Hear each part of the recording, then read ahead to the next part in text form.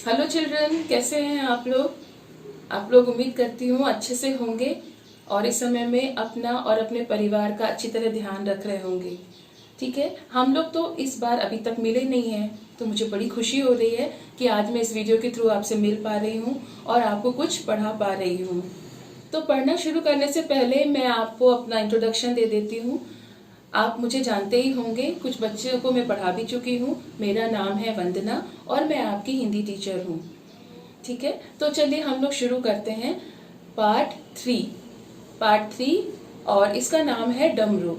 डमरू नाम आपको थोड़ा अजीब सा लग रहा होगा, जब आप पाठ पढ़ेंगे तब आपको पता चलेगा इस नाम के पीछे की कहानी भी क्या है। ठीक है, तो डमरू एक छोटा बच्चा है, एक शैतान बच्चा है और एक गांव में अपने माता पिता और 2 बहनों के साथ रहता है। उसकी शैतानियां दिन ब दिन बढ़ती जा रही हैं। सब लोग उसकी शैतानियों से परेशान हो जा रहे हैं। तो एक दिन जब वो खेलने गया होता है, उसकी गेंद एक कुएं में गिर जाती है। डमरू किसी से भी अच्छी तरह से बात नहीं करता था, तो कुएं से भी उसी गुस्से भरी आवाज में वो गेंद वापस मांगता है और कुआं भी उसे उसी तरह की आवाज में जवाब देता है। इस छोटी सी बात से डमरू के पिता ने डमरू को एक बहुत बड़ा लेसन सिखा दिया, एक जिंदगी का बहुत बड़ा सबक सिखाया। चलिए अब हम उसके बारे में पढ़ेंगे। तो इस पाठ का नाम है डमरू। चलिए पढ़ना शुरू करते हैं। तो चलिए इसे पढ़ने के लिए हम लोग पेज नंबर 21 में चलते हैं। पेज नंबर 21 मतलब पेज नंबर 21। हिंदी की गिनतियां भी साथ साथ सीखते चलेंगे। चलिए पढ़ना शुरू करते हैं। रामपुर गांव में एक नेक और ईमानदार किसान रहता था। कड़ी धूप में भी वह खेतों का काम बड़े प्रेम से करता। उसके परिवार में उसकी पत्नी और 3 बच्चे थे। बड़ी बेटी शगुन 4ठी कक्षा में पढ़ती थी। वह बड़ी समझदार लड़की थी। पढ़ाई लिखाई के साथ साथ माँ के कामों में भी हाथ बटाती थी। उससे छोटा एक बेटा था, उसका नाम था डमरू। शिव भक्त होने के कारण किसान ने भगवान शिव के प्रिय वाद्य यंत्र के नाम पर ही अपने बेटे का नाम डमरू रखा था। सबसे छोटी बेटी छुटकी थी, जो हर समय डमरू से परेशान रहती। डमरू कभी उसकी पेंसिल छीन लेता, कभी रबड़ घुमा देता, तो कभी कॉपियां फाड़ देता, कभी कभी तो उसकी लंबी चोटी भी खोल देता। छुटकी हर वक्त माँ बाबा से उसकी शिकायत करती और रोती रहती। तो आपने देखा, रामपुर गांव में एक किसान रहता था, नेक और ईमानदार किसान था और वो अपने 3 बच्चों और अपनी पत्नी के साथ रहता था। बेटा था डमरू, उसकी एक बड़ी बेटी थी, उसका क्या नाम था, शगुन, और वो बहुत अच्छी थी। वो अब घर के कामों में माँ को मदद करती थी और पढ़ाई लिखाई में भी अच्छी थी। दूसरे नंबर पर था डमरू, जिसके बारे में हम लोग पढ़ते जा रहे हैं। डमरू का नाम डमरू इसलिए रखा गया क्योंकि उसके पिताजी शिव भक्त थे और शिव जी का प्रिय वाद्य यंत्र क्या है, डमरू। उसके नाम पर ही उन्होंने अपने बेटे का नाम डमरू रख दिया। उससे छोटी उसकी एक बहन थी, यानी कि डमरू की एक छोटी बहन थी और उसका नाम था छुटकी। और डमरू सबसे ज्यादा तो छुटकी को ही परेशान करता था।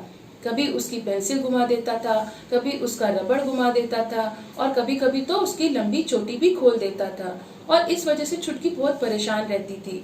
जिस तरह से आप लोगों को परेशान करते हैं ना किसी को, तो फिर क्या होता है, मम्मी पापा के पास जाके शिकायत करते हैं भाई बहन, या फिर क्लास में आप लोग मिस को बोलते हैं। उसी तरह से वो अपने माँ बाप को जाकर बोलती थी कि डमरू से परेशान कर रहा है, यानी कि दिन भर वो अपने भाई की शिकायत करती रहती थी क्योंकि वो उसको बहुत तंग करता था। ठीक है, तो इसके बाद हम लोग क्या पढ़ेंगे वो देखते हैं। डमरू दूसरी कक्षा में पढ़ने वाला छात्र था। कक्षा में भी उसकी शरारतें कम न थीं। आए दिन अध्यापक उसकी, अभी हम पेज नंबर 22 में जा रहे हैं, पीछे से शुरू करती हूँ। आए दिन अध्यापक उसकी शिकायत लेकर घर पहुंचते, पर उस पर कोई असर न होता। अब किसान अपनी पत्नी से कहने लगा, लगता है हमारे अधिक लाड़ प्यार के कारण यह बिगड़ रहा है। पत्नी ने भी हामी भरी। अब समस्या यह थी कि उसे कैसे सुधारा जाए।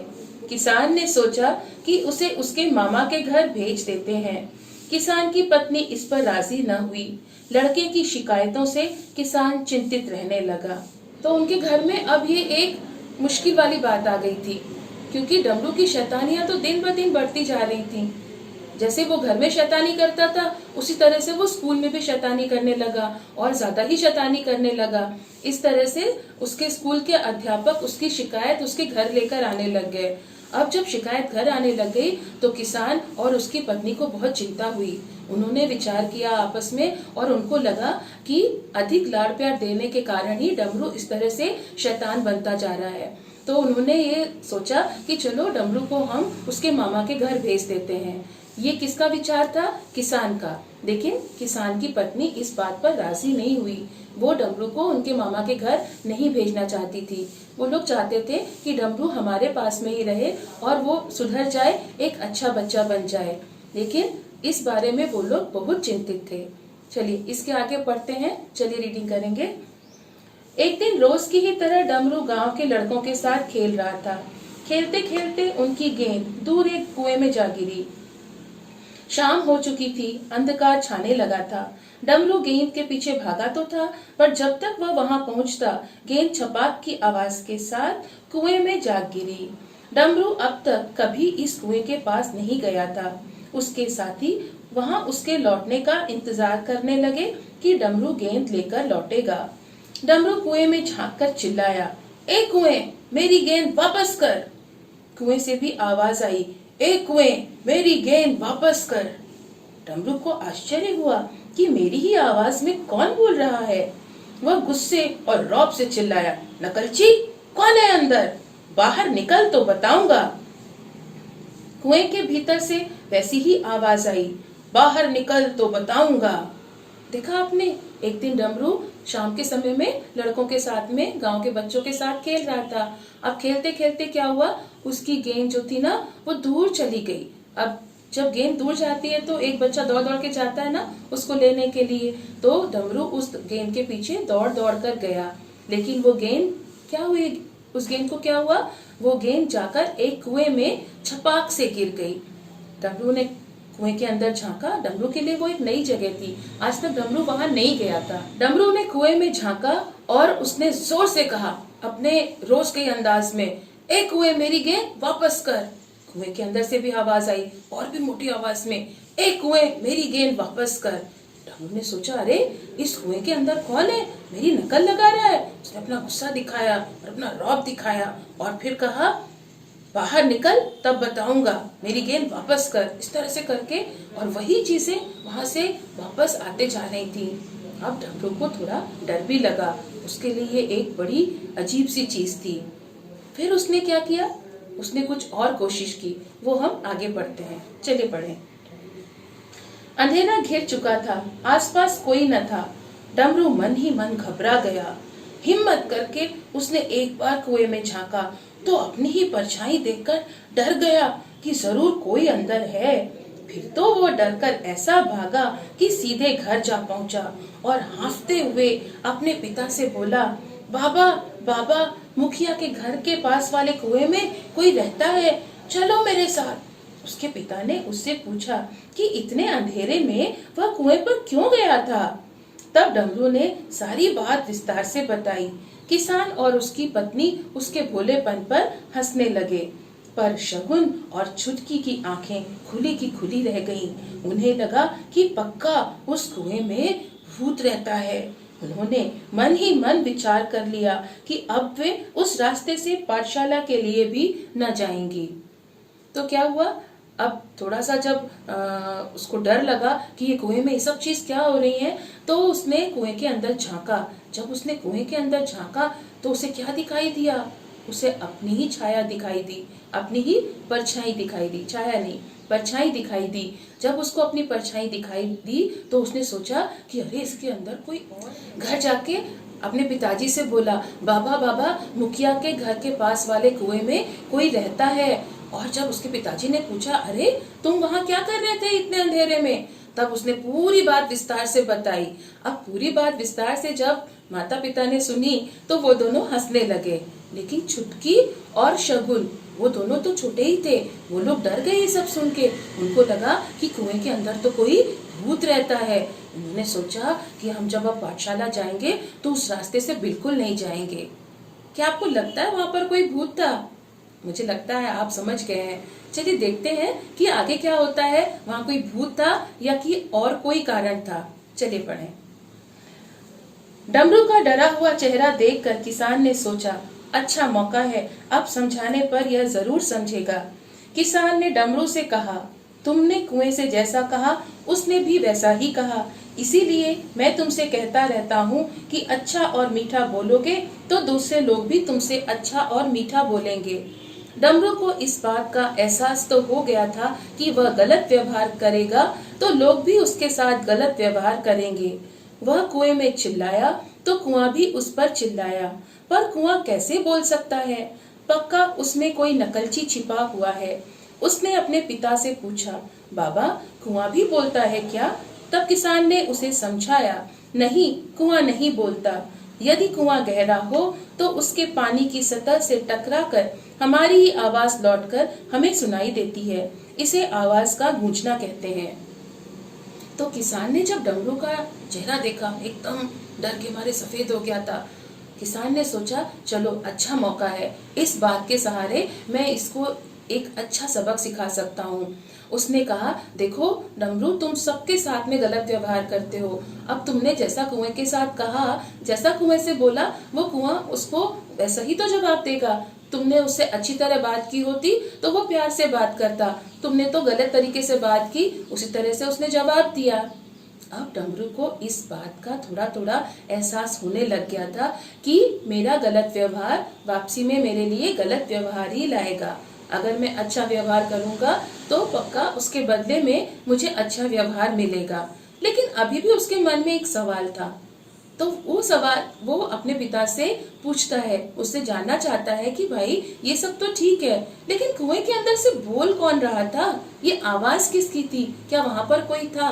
क्या कुआं बोल सकता है?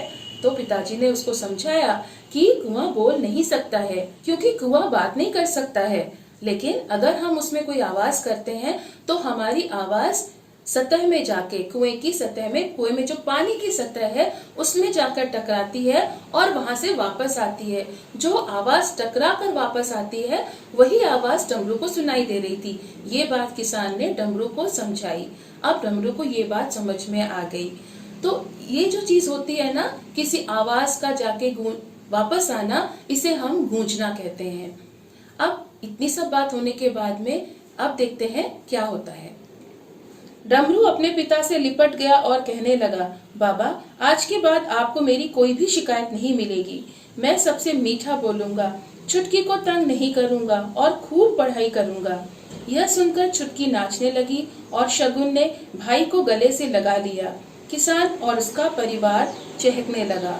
इन सब बातों के बाद क्या हुआ, डमरू को अपनी गलती का एहसास हो गया और वो अपने पिता से खुशी से लिपट गया और उसने अपने पिता से एक वादा किया। उसने कहा, आगे से मैं आपको कोई भी शिकायत का मौका नहीं करूंगा और मैं अपनी पढ़ाई भी खूब मन लगाकर करूंगा। अब छुटकी और शगुन तो इस बात को सुनकर बहुत खुश हो गए। दौड़कर शगुन ने अपने भाई को गले से लगा लिया और छुटकी तो खुशी से नाचने लग गई। यानी कि छुटकी बहुत खुश हो गई और उन लोगों का परिवार खुशी से चहकने लग गया। यानी कि वो लोग अब बहुत खुश थे, क्योंकि उनका बच्चा और बहनों का भाई अब सुधर गया था और उसने अच्छे बनने का वादा किया है। तो हमने क्या सीखा इस पाठ से? पाठ तो हमारा खत्म हो गया पढ़ना। तो हमने सीखा क्या? हमने सीखा कि सदा मीठे वचन बोलने चाहिए। अगर आप मीठे वचन बोलेंगे तो सब आपके साथ में उसी तरह की भाषा का प्रयोग करेंगे, यानी कि वो लोग भी आपके साथ अच्छी तरह बात करेंगे।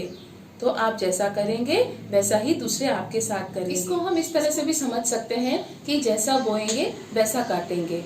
तो आप लोग अच्छी भाषा का प्रयोग करेंगे, मीठी भाषा का प्रयोग करेंगे और अपने माता पिता की बात मानेंगे और अपने भाई बहनों को भी बहुत प्रेम करेंगे।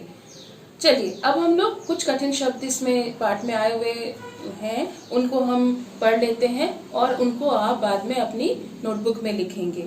चलिए पढ़ते हैं। पेज नंबर 21 में ये शब्द हैं, नेक, ईमानदार। आप लोग कई बार ईमानदार कहते हैं, ईमानदार नहीं होता है, ईमानदार होता है। फिर है वाद्य यंत्र, शरारतें, अध्यापक। आइए पेज नंबर 22 में पेज नंबर 22 में शिकायत, समस्या, चिंतित,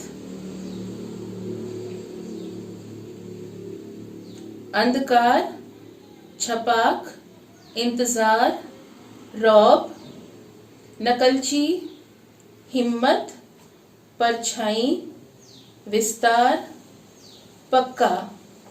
इसके बाद पेज नंबर 23 में एहसास, एहसास भी कहते हैं इसको और एहसास लिखा हुआ है, लेकिन एहसास बोलते नहीं है, एहसास बोलते हैं और ये उर्दू का शब्द है। व्यवहार, गूंजना। तो ये शब्द जो है इनको आप अच्छी तरह पढ़ेंगे, इनका उच्चारण सही तरीके से सीखेंगे और उनको अपनी नोटबुक में लिखेंगे। चलिए हम कुछ शब्दार्थ कर लेते हैं। यहाँ पर कुछ शब्दार्थ हैं इसी पेज में, पेज नंबर 23 में ही। पहला शब्द है नेक, भला। कौन नेक था इस कहानी में? डमरू के पिताजी एक नेक और ईमानदार किसान थे। नेक अच्छे सेंस में आता है, किसी की अच्छे क्वालिटीज या अच्छे गुण बताने में आता है। ईमानदार, सच्चा। इंतजार, प्रतीक्षा। इंग्लिश में क्या कहते हैं? वेट। हिम्मत, साहस। मुश्किल के समय में हमें साहस से काम लेना चाहिए या हिम्मत से काम लेना चाहिए। पक्का, निश्चित। शाम को खेलने चलेंगे, कार्यक्रम पक्का है ना? और पक्का का दूसरा अर्थ मजबूत भी है। अलग अलग जगहों में इसका अर्थ बदलता रहता है, जैसे कि रंग पक्का होना। ठीक है। एहसास या एहसास, अनुभव, महसूस करना। और गूंज, प्रतिध्वनि। जब आपकी आवाज लौट कर आती है, जैसे डमरू की आवाज कुएं से लौट कर आ रही थी, तो उसको क्या बताया था उसके पिताजी ने? आवाज का गूंजना।